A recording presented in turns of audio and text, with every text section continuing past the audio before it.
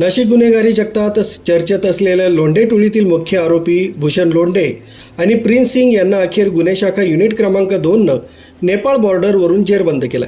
गेल्या अनेक दिवसांपासून फरार असलेल्या या आरोपींच्या शोधासाठी पोलिसांनी राजस्थान, उत्तर प्रदेश ते नेपाळ बॉर्डरपर्यंत मोठं ऑपरेशन उभारलं होतं.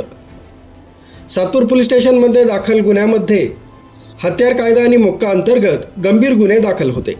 या गुन्ह्यातील मुख्य आरोपी भूषण लोंढे तसंच प्रिन्स सिंग गुन्ह्यानंतर फरार होते. त्यांना पकडण्याचे स्पष्ट आदेश वरिष्ठांकडून देण्यात आले होते.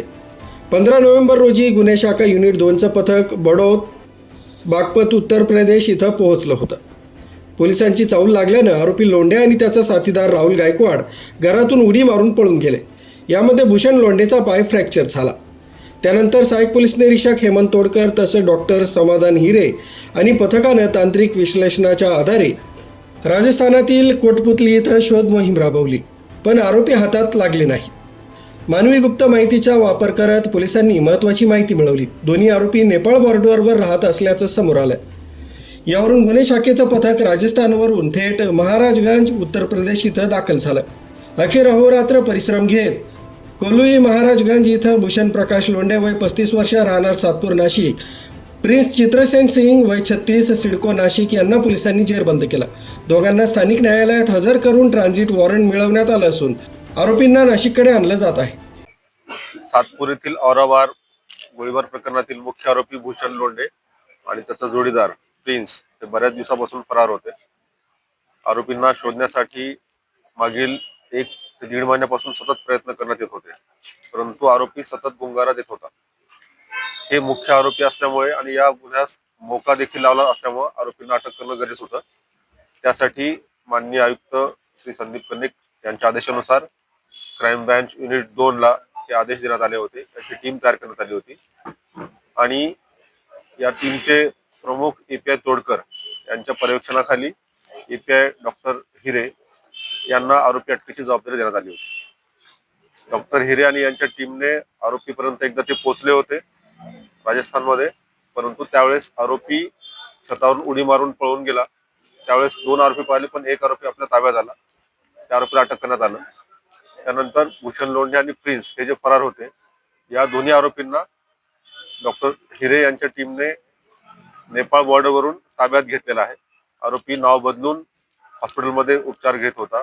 त्याचा जोडीदार प्रिन्स याने देखील नाव बदललेलं होतं आणि अथक प्रयत्नानंतर या दोन्ही आरोपींना क्राईम ब्रँच युनिट 2च्या टीम मधील मुख्य डॉक्टर समाधान हिरे, PSI यशवंत बेंडकुळे, ASI शंकर काळे, हवालदार सुनील आहेर, प्रकाश महाजन, अतुल पाटील आणि पोलीस अंमलदार महेश खांडबहाने यांच्या टीमने रात्रंदिवस एक करून परिश्रम घेऊन आरोपींना नेपाळ बॉर्डरवरून नाशिक येथे आणलेला आहे.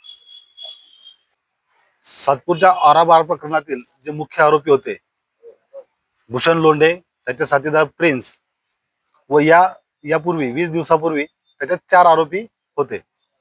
20 दिवसापूर्वी आमची हीच टीम, मी व माझ्यासोबत असलेली पूर्ण टीम, आम्हाला तांत्रिक विश्लेषण करून आमचे सहाय्यक प्रभारी अधिकारी जे आहेत API तोडकर साहेब व आम्ही या गुन्ह्यामध्ये तांत्रिक विश्लेषण केलं.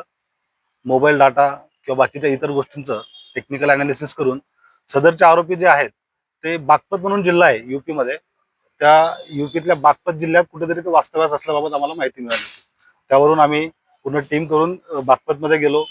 टोटल पोलीस मदत वगैरे घेऊन आम्ही त्या ठिकाणी धाड टाकली असता या गुन्ह्यातले जे 2 आरोपी होते भूषण लोंढे आणि राहुल गायकवाड, या दोघांनी 2nd फ्लोअरवर जाऊन जम्प केल्या होत्या, टेरेसवर जाऊन जम्प केल्या होत्या.